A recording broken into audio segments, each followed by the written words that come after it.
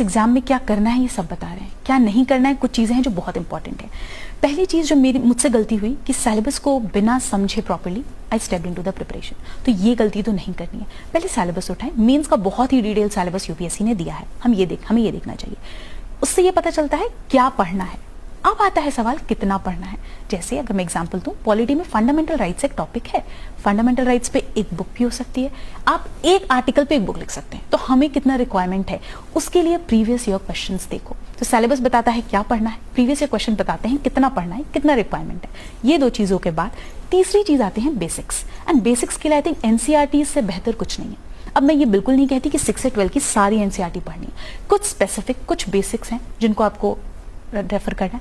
बहुत ही limited number of standard books, क्योंकि आई थिंक एक मुझसे जो गलती हुई कि वो मैं बहुत सोर्सेस को रेफर करती थी। अब जिस सब्जेक्ट से डर लग रहा है, जैसे हिस्ट्री वीक है तो हिस्ट्री के लिए मैंने कम से कम 10 किताबें पढ़ ली हैं। आप उसको कंसोलिडेट नहीं कर पाओगे, आप उसको रिवाइज नहीं कर पाओगे, तो अल्टीमेटली उस नॉलेज का कोई यूज नहीं है।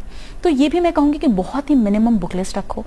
आई थिंक पढ़ने से ज्यादा इंपॉर्टेंट एक रिपीटेड रिविजन स्लॉट, कि हर 10 दिन बाद, 10 दिन नहीं तो 20 दिन बाद मैं 1-2 दिन का स्लॉट, कि पिछले 20 दिन में जो पढ़ा उसको मैं रिवाइज करके उस पे एक टेस्ट सॉल्व करके और तब मैं आगे बढ़ूं। तो ये कुछ चीजें हैं जो मुझे 2025 में ग्लोबल ओवर इंडिया फर्स्ट आए हुए